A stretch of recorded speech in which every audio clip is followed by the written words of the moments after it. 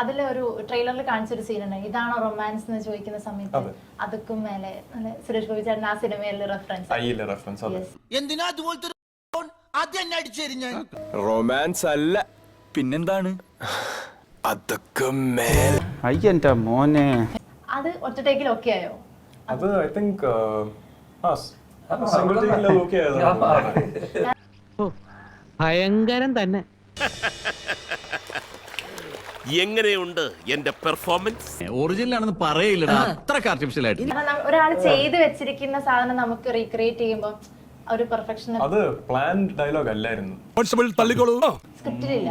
അതെ. സോ പലപ്പോഴും ഉണ്ടാവുന്ന ഒരു കാര്യം എന്ന് പറഞ്ഞാൽ, ഇപ്പൊ എന്നെ ആയാലും എന്റെ ചേട്ടനെ ആയാലും അച്ഛന്റെ ഈ ഒരു റെഫറൻസ് കിടപ്പുള്ളതുകൊണ്ട് അച്ഛന്റെ ഡയലോഗ്സും അച്ഛന്റെ മാനറിസും റിപ്പീറ്റ് ചെയ്യിപ്പിക്കാനായിട്ടുള്ള ഒരു ശ്രമം കാണും.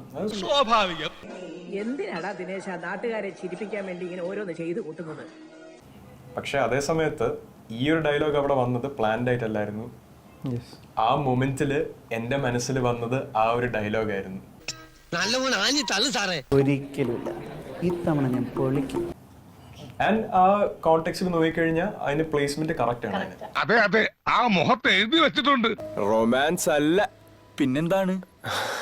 അതൊക്കെ എങ്ങനെയുണ്ടാ? നല്ല ആർട്ടിഫിഷ്യാലിറ്റി ആയിട്ടില്ലേ? സെൻസ് ഉണ്ടാക്കുന്നുണ്ട്, അല്ലാതെ സുരേഷ് ഗോപിയുടെ മോഹനായോണ്ട് മാധവ് അത് പറയുന്നതല്ല. ആ സീനിന് റെഫറൻസിനും കറക്റ്റ് ആയിട്ട് ഒരു വാലിഡിറ്റി ഉള്ളതുകൊണ്ട് അതിന്റെ പുറകെ പോയി പറയുന്നതാണ്, അത്രേ ഉള്ളൂ. ഒന്ന് നിർത്തണോ തന്റെ ഈ പുളു? തന്നെ ഈ പണിക്ക് കൊള്ളത്തില്ലടോ. മാധവ് ആയതുകൊണ്ട് ആ സീനിന്റെ റേഞ്ച് കുറച്ചുകൂടെ ഒന്ന് അപ്ലിഫ്റ്റ് ചെയ്യും. അതെ അതെ. എന്നെ പൊക്കി പറഞ്ഞ് സോപ്പിടാനുള്ള പരിപാടിയാ കള്ളന്മാര്. ആരാധകരെ കണ്ട എന്നാ ഞങ്ങൾ അങ്ങ് ഇറങ്ങട്ടെ. ആയിക്കോട്ടെ, സന്തോഷായി.